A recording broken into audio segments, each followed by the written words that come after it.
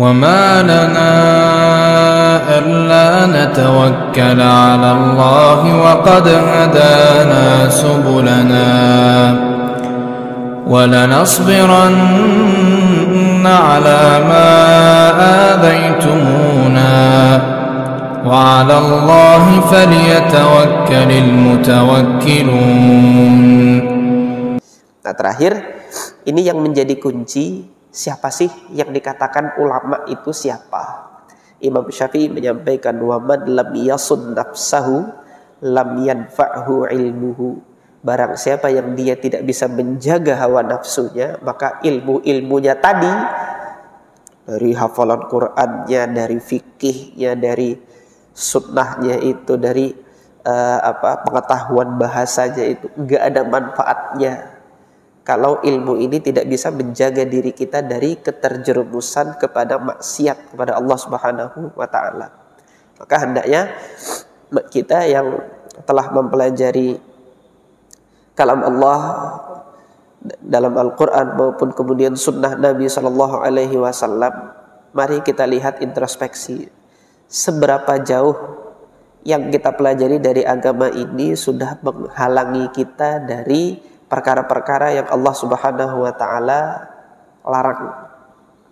Adakah kita semakin berani dan lancang bermaksiat kepada Allah sembari belajar kita ini makin banyak ilmu yang kita dapat, kok semakin lancang maksiat kepada Allah? Ataukah semakin banyak kita belajar, semakin bertambah pengetahuan ilmu kita dalam Al-Quran dan Sunnah ini, semakin kita di hadapan Allah kita merasa kecil, semakin kita tidak berani, dan semakin kita takluk, merasa tidak apa-apanya di hadapan Allah Subhanahu wa taala, dan merasa lebih membutuhkan kepada Allah Subhanahu wa taala. Apakah itu yang terjadi pada diri kita atau enggak? Atau kita semakin congkak, semakin menganggap tidak ada yang lebih hebat dari diriku, waliyadzubillah. Nah, yang demikian ini ilmunya tidak bermanfaat apabila dia tidak bisa menjaga dirinya ini dari keterjerumusan hal tersebut. Nah, maka inilah yang Allah Subhanahu wa taala tegaskan dalam Al-Qur'an. Inti dari orang yang berilmu itu adalah yang paling takut kepada Allah Subhanahu wa taala. Ini Allah kalamkan di dalam Al-Qur'an surah Fatir ayat yang ke-28. Allah kalamkan apa? Innama yakhsyallaha min ibadihi al-ulama. Dari sekian hambanya itu hanya para ulama lah yang takut kepada Allah Subhanahu wa taala. Semakin bertambah ilmu seseorang, maka semakin takut dia kepada Allah Subhanahu wa taala. Innamal alim, kata al-Imam Sya'bi, sesungguhnya orang yang berilmu itu adalah man khasyiyallah, mereka yang semakin takut kepada Allah Subhanahu wa taala. Ini tadi jawaban bagi kita kenapa Abu Bakar tidak berani menafsirkan kalam Allah Abba itu. Tidak lain adalah rasa takutnya dia untuk berkata-kata di dalam kitabullah dengan tidak didasari ilmu. Nah, kekhawatiran akan keterjerumusan hal itu yang menjadikan beliau diam dan kemudian tidak menyampaikan makna dari itu. Langit mana yang mau menaungiku, bumi mana yang mau menjadi pijakanku kalau aku berani berkata-kata di dalam kitabullah dengan tidak didasari dengan ilmu. Ini yang menjadi tolak ukur seseorang itu alim, seseorang itu bisa dikategorikan sebagai ulama adalah seberapa jauh dia takut kepada Allah Subhanahu wa taala. Pada saat Allah memanggil dengan panggilan azan, bersegerakah atau tidak ia memenuhi panggilan tersebut? Ini hamba tersebut telah diukur rasa takutnya kepada Allah Subhanahu wa taala ketika memenuhi panggilan salat tersebut.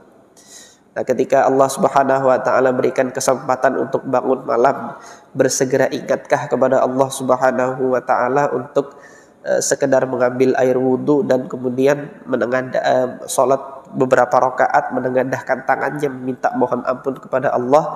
Ataukah dirinya itu merasa dosaku masih belum ada apa-apanya, nggak usah minta ampun sama Allah dan lain sebagainya. Ini kan orang yang lancang kalau di dalam hatinya terdetik seperti itu. Tapi semakin ia mendapatkan kesempatan untuk minta ampun kepada Allah, semakin dia jadikan itu sebagai kesempatan untuk minta ampun kepada Allah Subhanahu wa taala. Abu Bakar radhiyallahu an pernah bertanya kepada Nabi sallallahu alaihi wasallam, minta diajarkan doa yang bisa diamalkan di dalam salat. Ya Rasulullah, alimni du'aan ad'uhu fi salati. Al hadis muttafaqun alaih. Disampaikan oleh Al-Imam Abdul Ghani Al-Maqdisi dalam kitab beliau Umdatul Ahkam. Minta doa di mana dia bisa memanjatkan itu di dalam salatnya. Dalam salat ini di mana? Al-Hafidz Abdul Ghani Al-Maqdisi meletakkan hadis ini dalam bab tasyahud. Artinya pada saat tasyahud itu, selesai tasyahud sebelum salam, disitulah di antara waktu yang mustajab untuk berdoa. Nah, ketika Abu Bakar tanya itu kepada Nabi, doa yang diajarkan oleh Nabi gimana? Allahumma inni zalamtu nafsi zuluman katsira. Ya Allah, ya Rabb, aku ini orang yang banyak melakukan kezaliman terhadap diriku sendiri. Pertanyaannya, apa kezalimannya Abu Bakar? Kok Rasulullah mengajarkan demikian? Nah, orang yang hatinya bersih tentunya memahami ini adalah bentuk penghambaan diri seorang hamba di hadapan Allah, bahwasanya tidak mengaku diri ini bersih dari dosa. Enggak.